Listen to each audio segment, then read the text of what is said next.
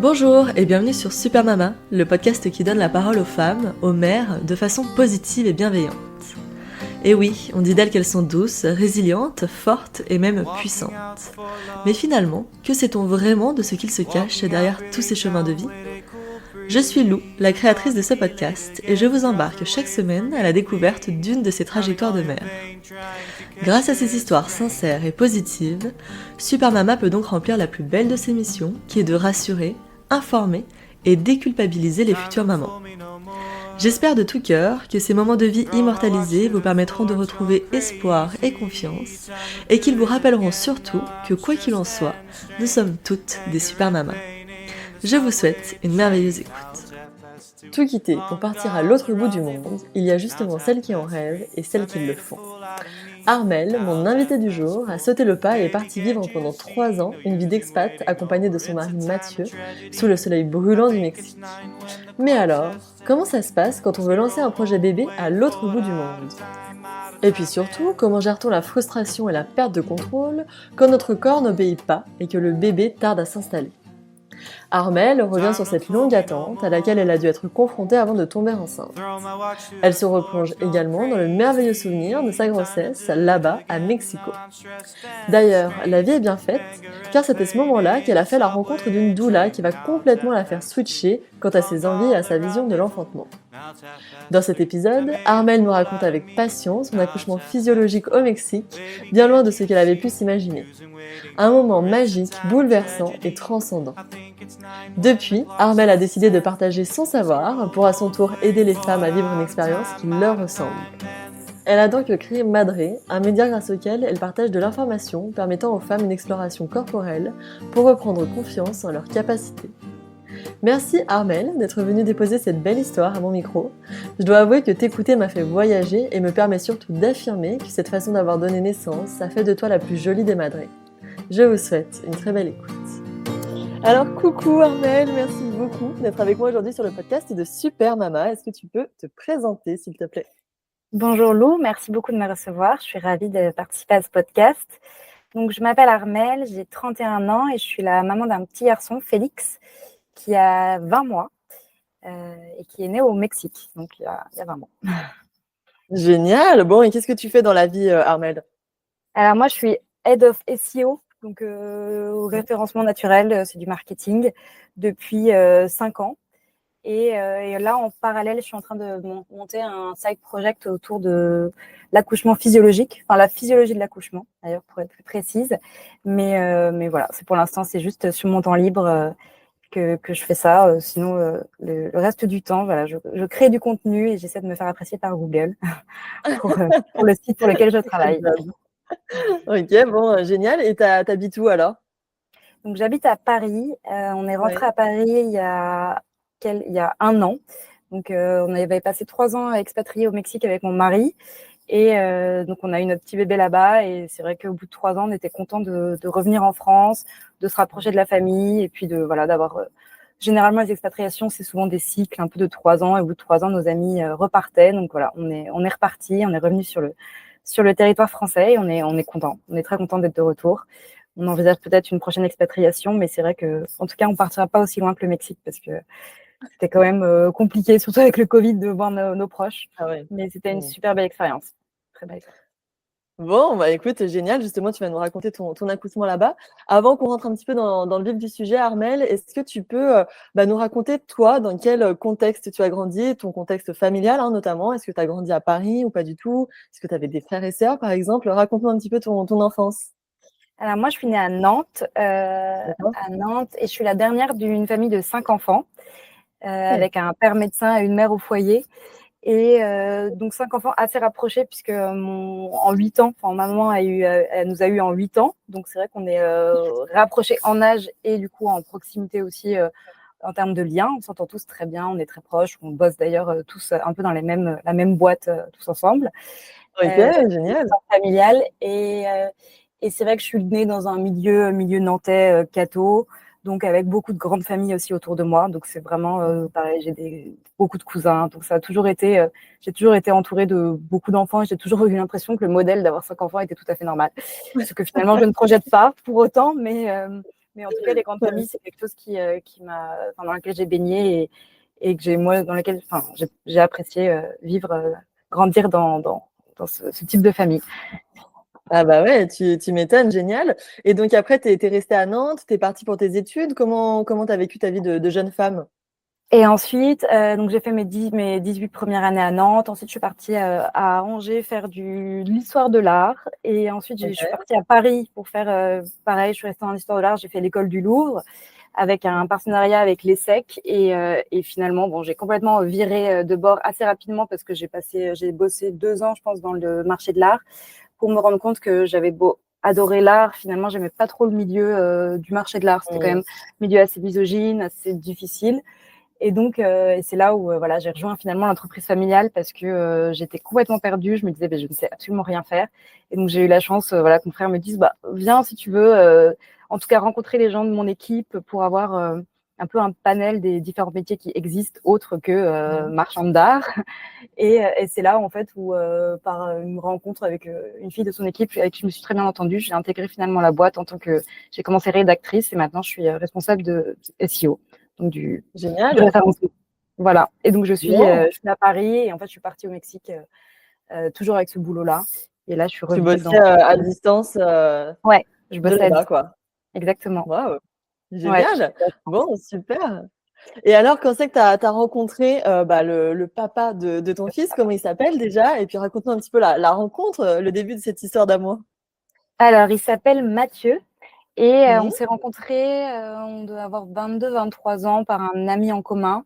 C'était pas D'accord. lié parce que moi quand je l'ai rencontré, je suis quelqu'un d'assez impulsive et vraiment j'ai dit à mes copines c'est lui. Je le sais, je le veux. C'est Malheureusement, vrai? j'étais à ce moment-là en couple depuis très longtemps.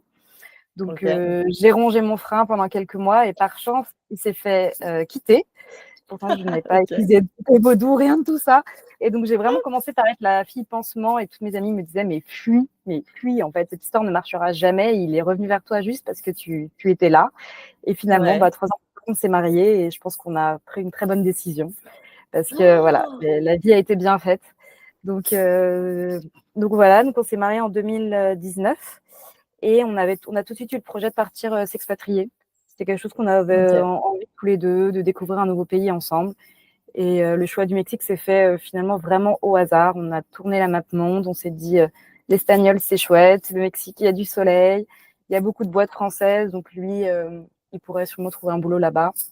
Ok. Et on est parti comme ça, la fleur au fusil, et on a eu de la chance parce qu'il a trouvé très vite un travail dans une boîte française, effectivement, et avec laquelle d'ailleurs il a pu revenir en France, donc il a continué. Génial.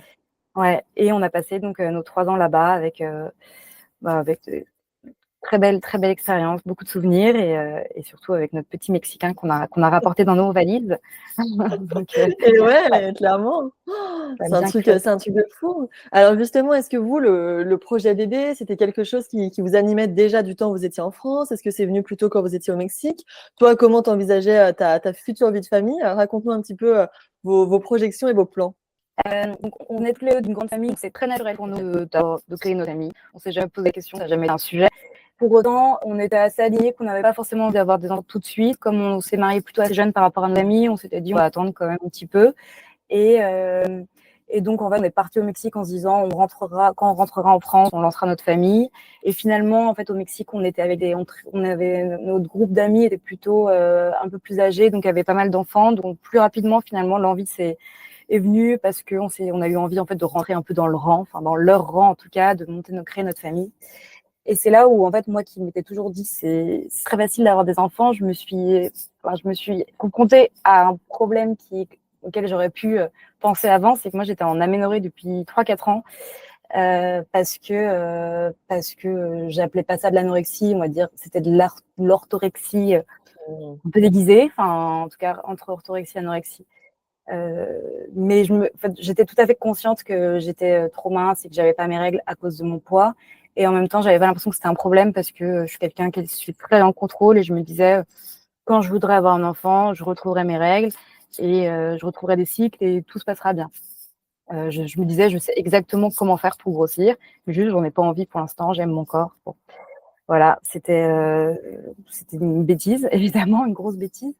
Mais du coup, au moment où on a commencé à vouloir à projeter ce projet-là, mon mari était un peu plus quand même, un peu moins confiant que moi en me disant mais Armelle, tu sais ce problème-là, ça fait 4 ans que tu es dans le déni, mais je pense que c'est un vrai souci. Et moi, je lui dis t'inquiète pas, j'arrête le sport à partir de demain, je remange bien et tout va revenir. Et donc, ça a été forcément plus long, malheureusement plus long que ce que je projetais. Enfin, malheureusement, heureusement, parce que je pense que ça m'a aussi servi de leçon. Donc j'ai en effet arrêté le sport, j'ai repris un peu la nourriture et au bout de 6 mois, j'avais toujours pas de règles. Et donc là, j'ai été voir un gynéco. J'étais persuadée qu'elle allait me donner une pilule magique qui allait me redonner des règles. Elle a eu la bonne idée de me dire, bah non, non, en fait, si tu as envie de tomber enceinte, prendre du poids et reviens me voir. Et donc là, j'ai trouvé ça hyper dur parce que j'étais persuadée qu'elle allait me donner ce médicament magique dont j'avais entendu parler, le Dufaston, voilà, qui aurait pu me redonner les cycles. Et finalement, donc je suis revenue un peu dépitée. Et là, j'ai dû un peu commencer à me reconstruire, vraiment à prendre en main mon souci, à me faire aider pour justement pour prendre du poids. Et j'ai repris du poids et j'ai eu quand même de la chance parce que on va dire qu'en tout, le processus de reprendre du poids, enfin de retrouver des cycles a dû prendre 8 mois. Et 4 mois plus tard, je suis tombée enceinte. Donc finalement, ça s'est fait quand même assez bien, enfin même plutôt très bien, parce que j'avais quand même pas mal malmené mon corps et fragilisé mes cycles. Mais voilà, donc en tout cas, j'ai été quand même assez naïve de penser que tout pourrait revenir aussi facilement. Mais le petit Félix, c'est niché et j'ai eu une grossesse qui s'est vraiment très, très bien passée ensuite. Bon, Donc, génial. Et justement, ces soucis-là d'anorexie, d'orthorexie, est-ce que tu as pu travailler dessus? Est-ce que tu as, je sais pas, t'as vu des pros de santé? Est-ce que tu sais d'où ça peut venir aussi, de par ton histoire personnelle, par exemple? C'est quelque chose qui a toujours été là depuis que tu es adolescente? Comment ça pas du s'est... tout. C'est là où j'ai beau chercher, avoir essayé de travailler dessus, j'ai jamais vraiment réussi à trouver une raison. Je sais que j'ai grandi dans une famille où la question du poids n'a jamais été un sujet. Il y avait jamais de faut pas manger ci, faut pas manger ça.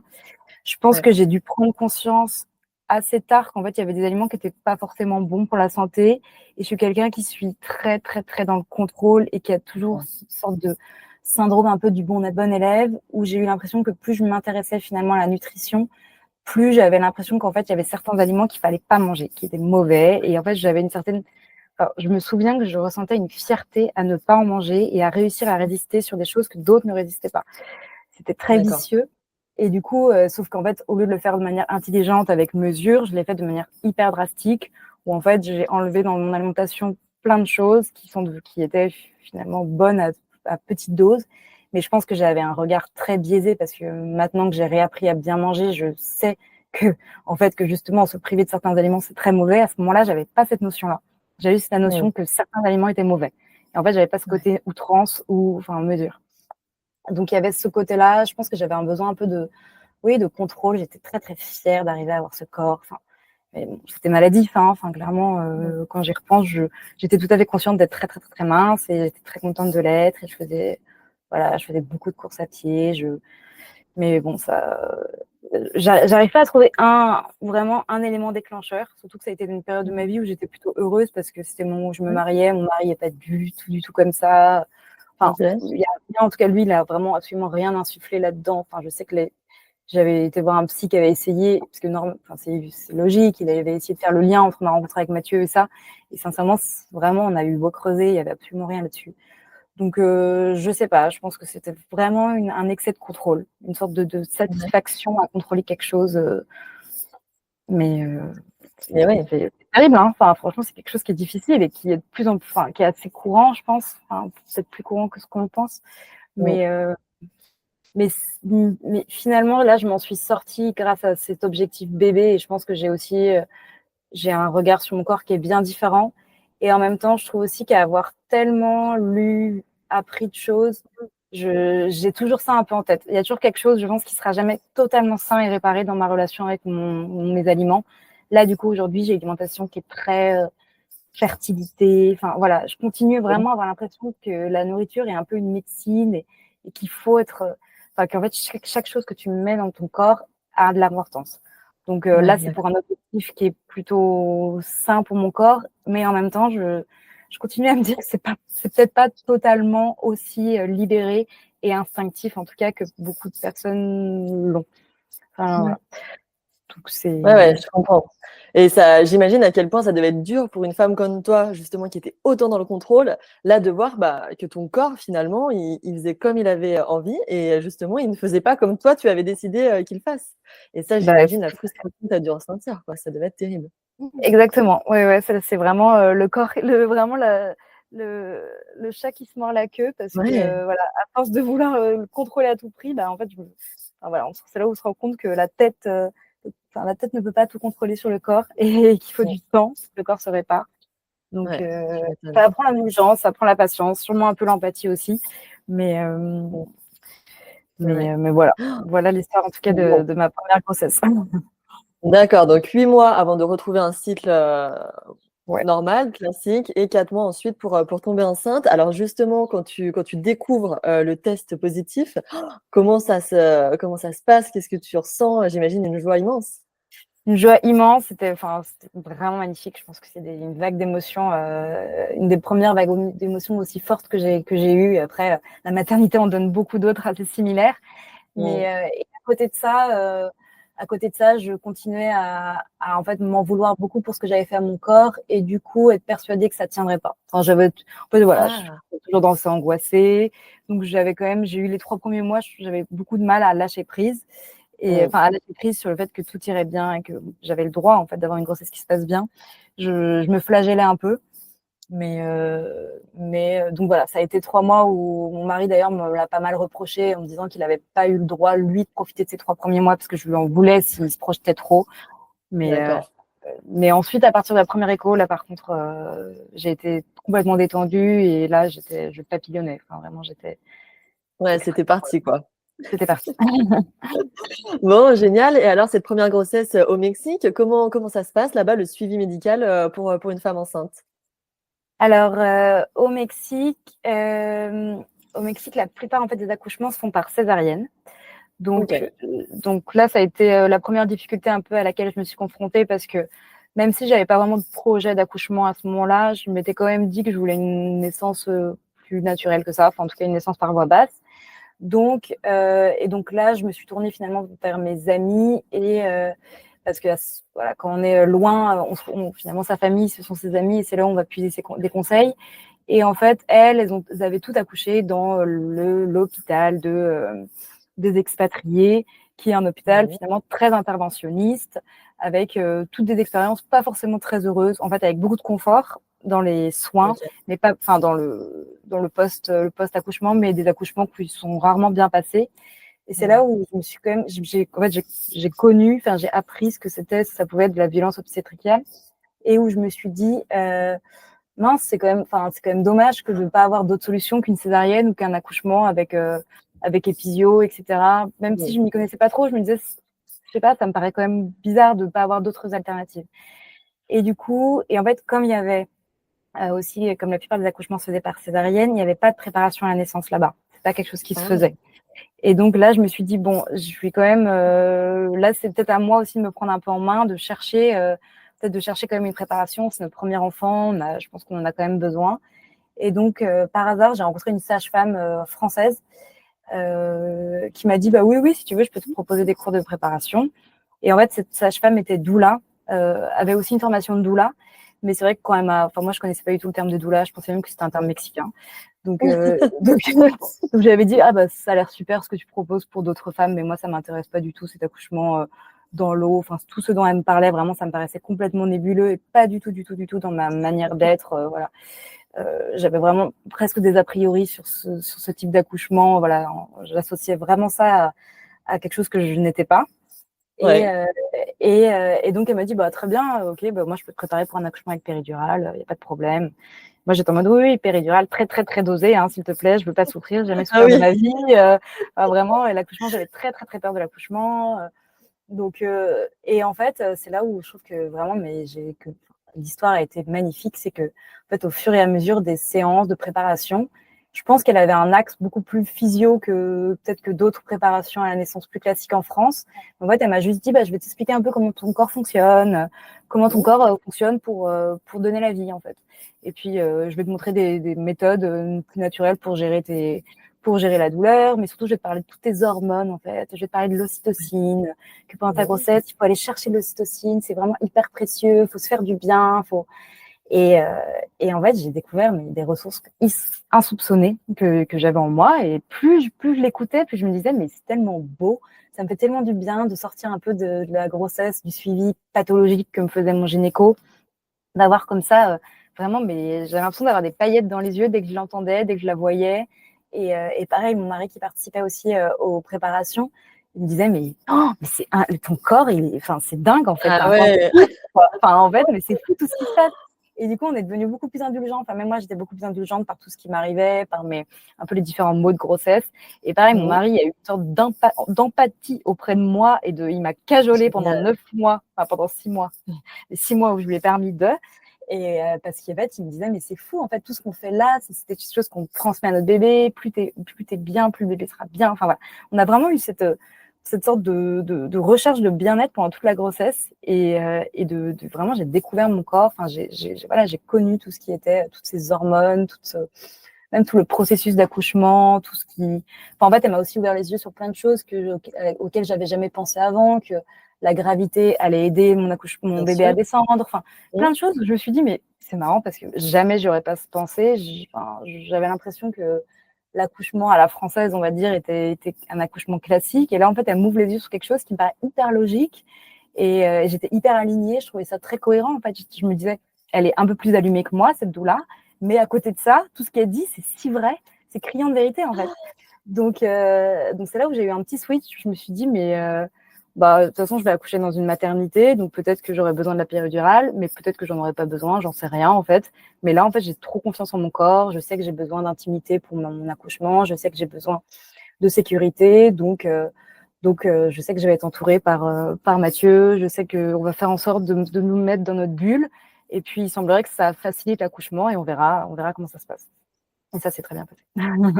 Wow, génial! Ouais, c'est top, c'est fou comme ça qu'une rencontre finalement avec une doula, elle t'ait autant ouvert la voie sur autre chose, quoi. Malgré que toi, tu pensais que c'était pas forcément ce qui te correspondait, finalement, ça t'a quand même. Ouais, ça a switché quand même quelque chose en toi, j'ai l'impression. Exactement. Vraiment, ça a été. Elle m'a vraiment montré un autre regard sur la maternité et elle a déconstruit en fait plein d'idées reçues que j'avais. Mais de manière très douce, pas du tout activiste, pas du tout. Je pense que c'est aussi ça qui m'a plu, c'est qu'elle n'était pas réactionnaire. Elle était juste, je t'explique des choses, je te donne de l'information. Cette information-là, t'en fais ce que tu veux, mais cette information-là, elle est scientifique en fait. Enfin, c'est même pas un combat nature-science.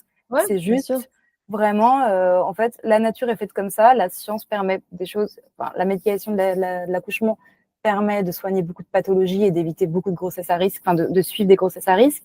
Beaucoup de grossesses ont besoin d'un suivi médical, enfin en tout cas d'un accouchement plus médicalisé. Mais elle me disait, toi, tu as une grossesse de rêve. Enfin, elle faisait que de me dire, mais tu as l'air trop bien, tu rayonnes. En fait, elle m'a aussi donné confiance en moi, je pense.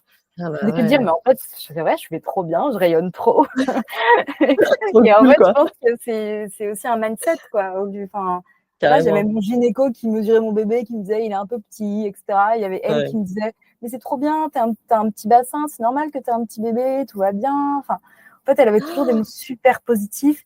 Et le fait, je pense aussi qu'on soit au Mexique, donc un peu dans notre bulle, j'avais pas non plus de personnes qui me disaient, c'est bizarre quand même ce que tu fais, je trouve que t'as l'air un peu trop sereine, je pense que tu te rends pas compte de ce qui t'arrive, je pense que c'est ton premier bébé, t'es un peu naïve.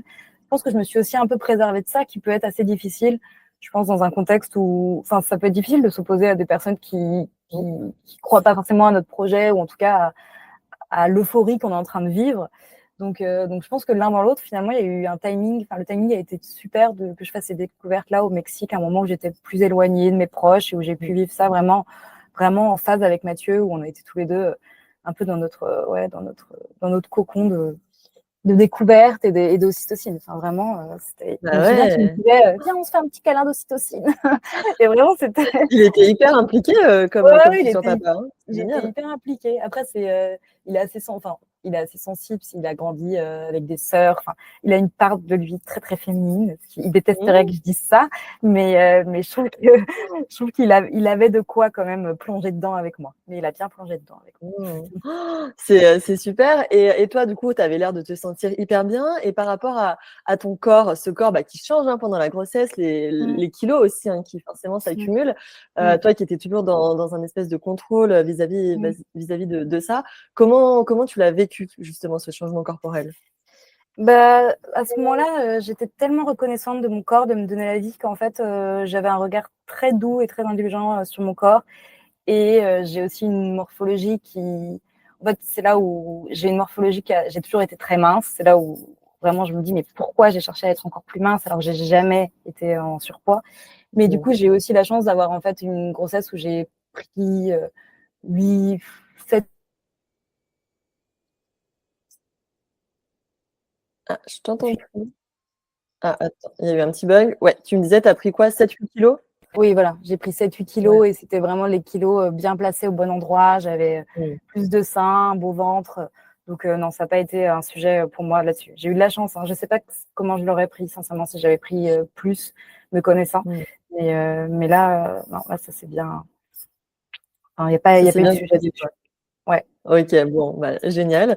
Et donc, pour l'accouchement, qu'est-ce que, vu que tu avais cheminé, j'ai l'impression, grâce à la rencontre avec cette femme, qu'est-ce que tu envisageais finalement pour le jour J? Est-ce que tu souhaitais quand même t'orienter vers une péridurale ou pas? Est-ce que l'accouchement dans l'eau, finalement, ça te tentait? Comment t'envisageais le jour de ton accouchement? Finalement, du coup, je m'étais inscrite dans une maternité où il y avait une salle nature, en espérant bien y avoir accès. Et donc, je m'étais de plus en plus, en tout cas, on se disait avec Mathieu, si je demande la péridurale, commence par essayer de me dire, t'es sûre. J'avais quand même cette idée de me dire que j'aimerais bien ne pas en avoir besoin, mais tout en évitant de me mettre trop de pression parce que je voulais pas non plus pouvoir être déçue, mais je me disais, voilà, en tout cas, je savais ce qu'il fallait faire j'avais d'autres outils pour essayer de gérer la douleur, mais je m'étais dit, on ne sait pas si le jour J, ça va bien se passer. Et en fait, là aussi, où j'ai eu quand même beaucoup de chance, c'est que, en gros, j'ai aussi eu un gynécologue qui était, là-bas, du coup, on paye tous ces services de maternité, tous ces frais de santé, on les paye différemment, on les paye. Ouais. Et en fait, là, du coup, il y a dans le service dans la prestation de mon gynécologue, il y avait aussi le fait qu'il vienne à la maison pendant mes contractions pour s'assurer que j'étais bien en vrai travail. En fait, lui, il me disait, en fait, au Mexique, la maternité, on n'y reste que 24 heures. Donc, en gros, il ne faut pas se louper. Donc, quand on arrive, il faut être déjà bien engagé parce que justement, ça va assez vite, c'est un peu à la chaîne. Et donc, lui m'avait dit, quand tu es en travail, je viens voir, je viens contrôler que tu commences à être ouverte et on y va et je t'emmène ensuite, je t'emmène à la maternité. Donc c'est un concept un peu inédit pour moi et en même temps, j'avais bien créé des liens avec lui, donc j'étais très, très à l'aise avec ça. Et donc, moi, j'ai accouché, en fait, au Mexique, le terme est il y a 40 semaines. Et donc, moi, en fait, j'ai eu mes premières contractions. J'avais jamais eu de contractions de toute ma grossesse. Et j'ai eu mes premières contractions le matin de l'accouchement à 40 plus 5. En fait, là, je commençais un peu à avoir le stress de « oulala, ça commence à prendre du temps », surtout que je m'étais persuadée que j'allais accoucher plus tôt, donc pas du tout. Mais, et donc, ce dimanche, je me souviens, c'était un dimanche, c'est rare parce qu'il faisait pas beau à Mexico, alors d'habitude, il fait toujours très, très beau. Mais du coup, on avait fermé les stores avec Mathieu, on s'était mis un peu dans notre bulle en mode « bon, on va se faire une petite journée cocooning, voilà ». Et là, donc, j'ai mes premières contractions qui arrivent, j'arrive bien à gérer. Et en fait, Mathieu faisait que de me dire, je pense que c'est le moment d'appeler Louis, le gynéco. Et je disais, non, non, c'est trop tôt, laisse-moi, j'ai pas envie d'être déçue. Et en fait, en parallèle, Mathieu envoyé des vidéos de moi, j'étais pas au courant, mais à notre gynéco pour lui dire, elle est comme ça, tu penses elle en est où là? Et il y a un moment où il dit, ouais, elle a l'air bien, bien avancée là, du coup, j'arrive. Donc là, c'était improbable, mais c'est là où je me dis que j'étais vraiment dans ma bulle parce que j'étais à poil dans mon salon, il est arrivé et je trouvais ça complètement normal qu'il soit là. Et voilà, et c'est là où il me dit, est-ce que je peux contrôler ton col? Et en fait, il m'avait bien dit, lui, il était contre trop de touchés vaginaux. Il m'avait dit, je ne t'en ferai pas, mais est-ce que là, tu as envie que je t'en fasse un juste pour qu'on sache si c'est le bon moment, même si je pense que tu es bien avancé. Et j'avais dit, bah oui, un peu ce côté, ce contrôle là, mon cerveau qui s'est reconnecté en disant, ouais, j'ai bien envie de savoir là. Et là, il m'a dit que j'étais à 7. Du coup, trop bien. Ouais, Ah en 4 ouais, à 7. en 4 heures, j'étais à 7. Donc, j'étais trop heureuse. Mais Et alors, les contractions, ça allait? T'arrivais quand même à les bah, gérer? Comment tu faisais là, pendant le pic de douleur je sais que Mathieu m'avait mis dans une douche à un moment avec de l'eau chaude. Et je lui avais même demandé de me laver les cheveux dans un excès de lucidité en mode faut que tu sois belle, faut que tu sois belle. Et ensuite, en fait, ballon de grossesse sur lequel, et en fait, on avait une barre de traction qui n'avait absolument jamais servi avant ce jour-ci. Du coup, on avait pendu, ma doula m'avait dit c'est pas mal de suspendre, c'est quelque chose qui peut être hyper agréable, qui peut faire du bien. Et c'est vrai qu'en fait, j'ai passé 3 heures suspendue sur mon ballon à bouger mon bassin.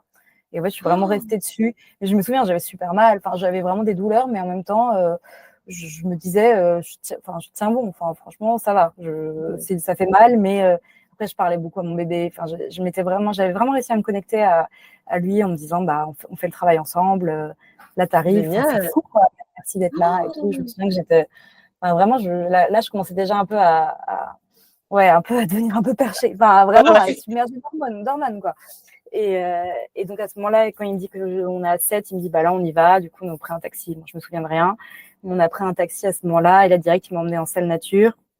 Et là, je sais que j'ai passé 2 heures dans l'eau, mais pareil, c'est des souvenirs qui sont hyper loin, quoi. J'ai l'impression que c'était très, très nébuleux comme moment, mais j'ai des photos où je suis dans l'eau on a mis des petites bougies, c'était trop bien, des petites LED, on avait mis une playlist dans la maternité, la nature, on avait baissé tous les stores, vraiment, c'était vraiment mis dans la petite bulle. Je pense que ça, c'est quand même quelque chose vraiment sur lequel il faut essayer d'éveiller et de communiquer, et qu'en fait, on a vraiment besoin d'être connecté à soi et de protéger, que si le partenaire, le conjoint ou la personne qui accompagne peut essayer vraiment de protéger cette bulle, je pense que c'est vraiment quelque chose qui est hyper précieux. En tout cas, moi, j'ai vraiment eu l'impression que c'était comme ça que j'avais réussi vraiment à lâcher mon mental et à me connecter à mon corps et à être juste dans le moment et à accepter les contractions, à pas me crisper. Je sais aussi que dès que je respirais un peu trop, de manière un peu trop saccadée, Mathieu me disait, il me faisait souffler comme ça m'aidait pas mal. Pareil, sur le moment, de relâcher, d'accepter les contractions, etc. Et voilà, donc je suis restée dans l'eau environ. Là, je crois que j'ai eu la poche des os à percer à ce moment-là dans l'eau. Et ensuite, je suis sortie et j'ai accouché à 4 pattes sur le lit de la maternité. Et là, la phase de poussée a été assez longue parce que je le sentais qui montait, qui redescendait, qui montait, qui redescendait. Ah ouais, ça c'est frustrant, ouais. Ouais, c'était un peu frustrant. Et puis là, c'est le moment où on désespère, la fameuse phase. Vraiment, j'étais, mais je veux plus, je veux que ça s'arrête. Ouais, là, t'étais au bout du rouleau, quoi. Ouais, là, j'étais au bout du rouleau, il était temps que ça s'arrête. Mais en même temps, mon gynéco faisait que de me dire tout va bien, t'es trop forte, t'es la meilleure. Il était génial. Génial. Il était un peu formé à la physiologie, assez même formé à la physiologie. À aucun moment, on t'a dit, madame, on peut vous poser une péridurale? Non, il me l'a jamais proposé et moi, je l'ai jamais évoqué. Donc, franchement, Ah ça s'est ouais. trop bien passé. Et là, mon bébé est sorti et je rêvais d'un garçon. Je savais pas le sexe, mais je rêvais d'un garçon. Et du coup, je l'ai pris et tout de suite, j'ai vu son chico et j'étais genre, là, j'ai fondu en larmes. Et c'est là où vraiment, je me dis, le pouvoir de cette hormone-là, de l'amour, de l'ocytocine, parce que, en fait, j'ai une vidéo de l'accouchement, parce que je savais même pas, mais mon gynéco a filmé, ou je sais pas qui, quelqu'un a filmé l'accouchement. D'accord. Donc, en tout cas, la dernière heure, j'ai l'heure de l'accouchement. J'ai mis un peu de temps à la regarder. Mais ce qui est amusant, c'est qu'à la fin, vraiment, quand mon bébé sort, mais je remercie tout le monde, je dis, mais je vous aime. Je dis à tout. En fait, je suis mais, pleine d'amour. Mais vraiment. Bah ouais, complètement. Complètement shootée d'amour entourée de tout le monde. Et d'ailleurs, même pendant longtemps après mon accouchement, je faisais que de dire à Mathieu, mais vraiment, genre Louis, donc mon gynéco, je crois que je l'aime vraiment. Je l'aime en fait. Je suis à moitié sous amoureuse de mon gynéco. Donc voilà, c'était une très belle expérience. Eh ben oui, ça avait l'air. Ouais, t'étais complètement shootée aux hormones. Et la rencontre alors avec ton fils, t'as eu cette vague d'amour comme ça dont on parle souvent? Je pense que j'ai eu une vague d'amour assez générale. J'étais hyper, j'étais vraiment, je sais pas, submergée d'amour, d'émotions.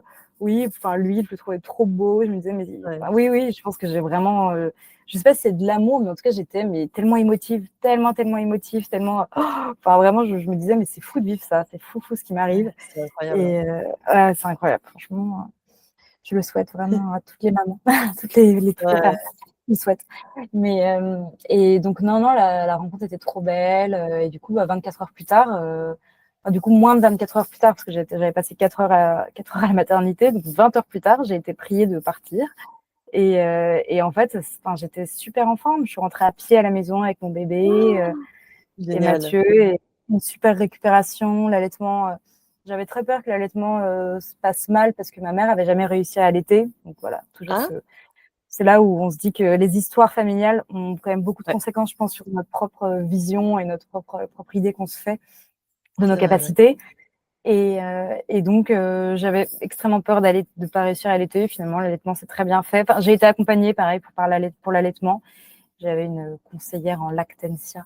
Et Mmh. ça, je pense que c'est aussi très précieux parce qu'en fait, c'est beaucoup plus dur que ce qu'on pense d'allaiter. Enfin, en tout cas, moi, de mon expérience personnelle, je me suis vraiment dit, mais en fait, si on est mal accompagné, évidemment, si le début commence mal, enfin, en fait, c'est On très abandonne difficile de très s'arrêter vite. complètement. Mmh. Et donc, oui, c'est à la fois très naturel d'allaiter, mais en même temps, c'est pas forcément, c'est pas forcément inné de savoir exactement bien positionner son bébé, enfin voilà, la montée de lait, c'est quelque chose que j'ai trouvé très éprouvante aussi. Et tout ça, c'est des choses finalement où je me suis dit que je n'avais pas, alors que j'avais eu une doula qui m'a quand même un peu plus sensibilisée, je pense, que d'autres. Mais pour autant, j'ai trouvé que c'était quelque chose sur lequel on m'avait peut-être pas assez averti. Ou en tout cas, Mmh. j'aurais pas pu en tout cas m'en sortir seule. J'ai eu besoin d'appeler quelqu'un et de me faire aider parce que toute seule, c'est sûr que j'aurais abandonné. Et je pense que ça aurait été différent. Je l'aurais vécu. Enfin, je suis contente d'avoir réussi, mais je me sentais très vulnérable à ce moment-là. Ouais. Donc, ensuite, non, mais ça s'est super bien passé. Mes parents sont venus nous voir. Ensuite, sont Génial! venus en psycho, donc ça, c'était très chouette. Et je pense que j'ai quand même beaucoup aimé ce côté, finalement, d'être loin et de pouvoir enfin, vraiment ce côté cocon. Je pense que pour un premier, je sais que pour un deuxième, de toute façon, c'est pas possible parce que voilà, on a un deuxième à gérer. Et j'ai trouvé que ça s'était vraiment bien passé. Enfin, j'ai eu de la chance, je pense, de vivre ça aussi loin. Enfin, me connaissant et connaissant notre fonctionnement avec Mathieu, je pense qu'on a bien aimé aussi avoir ces 3 premières semaines où on était vraiment l'un avec l'autre. Et ensuite, mes parents sont arrivés. Et c'était le bon moment, en fait, pour recevoir de la famille, pour commencer à prêter son bébé. Enfin, voilà, pour se Ouais, vous aviez détacher. déjà pris vos marques, entre Exactement. vous, quoi, hein? Mmh. Avant Exactement. de Ouais. pouvoir, ouais, j'imagine, je comprends. OK, donc ouais, un début de maternité qui s'est bien passé. Est-ce que toi, tu as, repris le boulot assez rapidement? Tu t'es occupée de Félix? Comment tu as géré l'orga? Du coup, les 4 premiers mois, j'étais avec Félix, OK. on continue et en fait ensuite il y a eu notre retour en France qui s'est passé, enfin on est rentré Félix avait 4 mois et en fait là, du coup, j'ai repris le travail en présentiel. Ah ouais. Je l'aurais pas refait de la même manière si, je le ferai pas de la même manière, je pense, pour mon second parce que du coup, ça a Mmh. stoppé mon allaitement. J'ai essayé de continuer, mais bon, Ah ça a mince. pas marché. Mmh. Donc c'est toujours un peu crève-cœur quand c'est pas vraiment son propre choix et que d'arrêter. Mais bon, mais voilà. Donc j'ai repris le travail finalement assez vite avec une garde partagée pour Félix parce que j'avais pas envie de le mettre à la crèche trop tôt.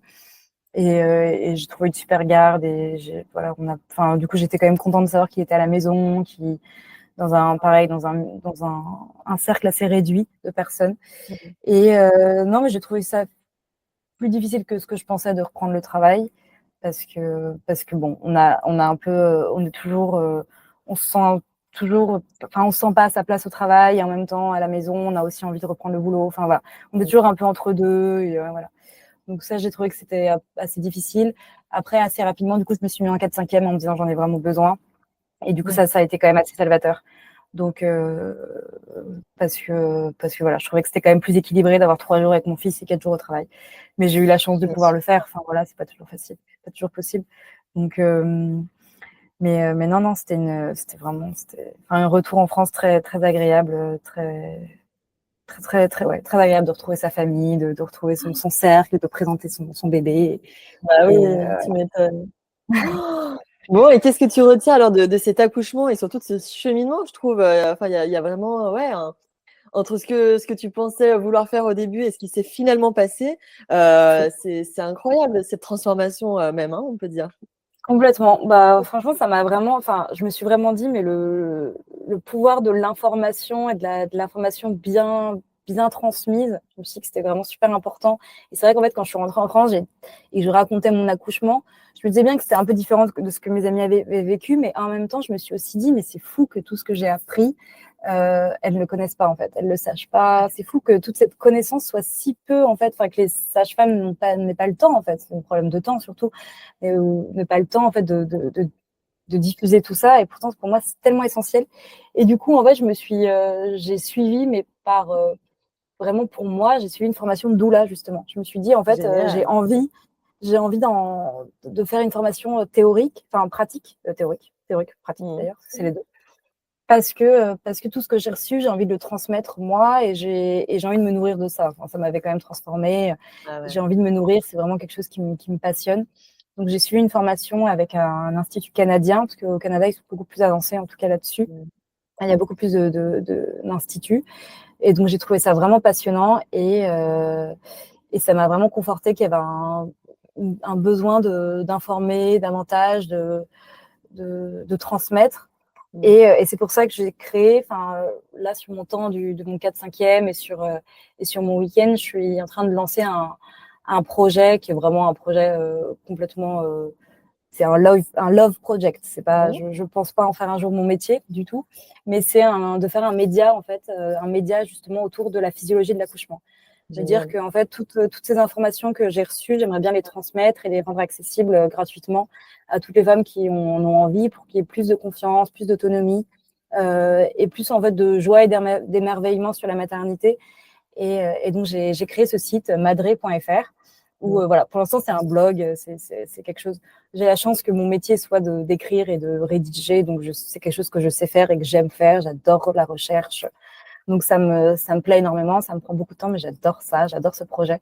Donc voilà, je vais voir comment il vit. Je sais pas encore trop comment me faire connaître en tout cas, mais bon, je me dis là pour l'instant, je suis en train d'écrire voilà une bible d'informations sur tout ce que moi j'aurais aimé savoir et voilà. Donc ensuite, je vais essayer un peu d'en parler, de véhiculer ça pour sans jamais dire qu'il y a un accouchement meilleur qu'un autre, etc. Mais c'est pas prôner de l'accouchement physiologique, c'est vraiment plus enseigner sur la physiologie de l'accouchement. Pour moi, c'est plus là-dessus que j'ai envie de mettre un peu c'est un peu mon cheval de bataille actuel. Donc oui, ça m'a transformée, clairement. C'est génial, bravo pour ce projet. Et je trouve justement c'est ça le but de tout ce qu'on fait, c'est de donner en fait aux femmes les ressources pour qu'elles puissent ensuite elles-mêmes choisir ce qui leur convient. Voilà, mais juste qu'elles soient au courant de ce qui se fait, de comment le corps fonctionne, de comment l'accouchement fonctionne, et ensuite chacun peut piocher un petit peu dans ce qui lui parle. Et je trouve que c'est ça qui est hyper intéressant. Donc bravo pour ça. Et puis bien sûr, on mettra le lien de ton compte Insta et du site internet en description de cet épisode si les auditrices veulent aller checker. Et Armelle, du coup, j'ai 2 dernières questions pour toi. Déjà, est-ce que vous voulez vous relancer dans un projet bébé? C'est quelque chose que tu envisages d'agrandir la famille? Oui, comme je te disais au début de l'épisode, c'est vrai qu'on vient de familles plutôt nombreuses tous les deux. Donc oui, on a le projet de continuer notre famille. On n'ira sûrement pas jusqu'à 5. De toute façon, Voilà, le temps, c'est ce que j'ai essayé de demander. Le temps ne le permettra pas. Mais en tout cas, oui, on aimerait bien que Félix ait des petits frères et petites sœurs. Écoute, j'espère que ça pourra se faire rapidement. Et qu'est-ce que tu voudrais dire justement peut-être à des futures mamans qui sont enceintes actuellement et qui se posent la question ou pas de se lancer dans le projet d'un accouchement physio? Qu'est-ce que tu voudrais leur transmettre? Je pense que s'informer et s'entourer de good vibes, on va dire, est important. Moi, je sais que j'avais un groupe Facebook sur l'accouchement sans péridurale qui m'a beaucoup nourri, des témoignages En fait, je pense qu'on est très sensible à ce qu'on entend et ce qu'on reçoit à cette période, et ça nous donne confiance ou pas en nos capacités. Donc, je pense qu'essayer de chercher du positif, d'essayer de s'éloigner d'un peu des ondes peut-être un peu négatives, des podcasts un peu avec des histoires compliquées, même si, voilà, on peut avoir une curiosité un peu déplacée, mais je peux comprendre ce besoin d'avoir l'impression de contrôler en ayant un peu en tête toutes les cas de figure. Mais je pense que l'information et aller chercher du positif dans sa maternité et en fait se rendre compte que c'est fou quand notre corps donne la vie, d'avoir beaucoup d'indulgence envers soi-même et de bien s'entourer. Et après, si on n'est pas forcément entouré au niveau de sa famille, je sais qu'il y a plein d'associations. Moi, je fais partie d'une association qui s'appelle Super Maman et qui justement fait de la visite en postpartum. Et, et je pense que c'est très important de se créer un petit réseau, son petit village, si c'est pas sa famille ou ses amis, d'aller chercher ailleurs, de se dire qu'on a besoin vraiment. Enfin, la maternité, c'est une période magnifique et c'est en même temps une période de grande vulnérabilité. Et je pense qu'il faut en être conscient pour pas, pour que ça se passe bien en fait, pour que l'issue soit heureuse. Et il faut vraiment, voilà, se rendre compte qu'on va être, voilà, on va avoir des émotions qui vont être assez fortes, assez positives et parfois assez négatives. Donc c'est évidemment pour une issue magnifique, mais qu'il faut prendre soin de soi. Je pense que c'est important. Et bah écoute, en tout cas, merci beaucoup Armelle pour ce partage hyper inspirant. J'ai adoré justement voir comment tu as pu évoluer et cheminer à propos de l'accouchement et que tu as pu vivre surtout une expérience qui t'a transcendée comme celle-ci. J'espère que tu pourras la revivre et surtout que tu puisses venir nous raconter tout ça si ça se reproduit dans les mois ou les années à venir. Merci beaucoup pour ton partage et puis je te souhaite plein de bonheur avec Mathieu et avec Félix. Merci beaucoup Lou, c'était un plaisir de partager et d'échanger avec toi. Merci beaucoup. Merci. Et voici, c'est ainsi que se termine ce récit qui fait rêver, vous ne trouvez pas? Je remercie infiniment Armelle pour sa confiance et pour son partage d'expérience. Comme quoi, on peut vraiment avoir des idées toutes faites sur ce que l'on souhaite et c'est finalement une rencontre qui va tout faire basculer. Si l'épisode vous a plu, je vous invite à envoyer de jolis mots doux à notre madré préférée et à laisser un avis sur votre plateforme d'écoute favorite. On se retrouve la semaine prochaine pour un nouveau récit de Super Mama. On attaquera d'ailleurs la nouvelle saison, la saison 3 du podcast, avec un épisode haut en couleur, vous verrez. Merci à toutes, auditrices de Super Mama, pour vos nombreuses écoutes, mais aussi pour votre soutien au quotidien. C'est justement ça, vos retours positifs et vos bonnes ondes, qui me poussent à investir autant de temps dans ce projet que j'adore voir grandir à vos côtés. Alors merci, merci, merci pour tout, et bien sûr, à la semaine prochaine. I think it's 9 when the clock says 10. This girl won't wait for the out of time man.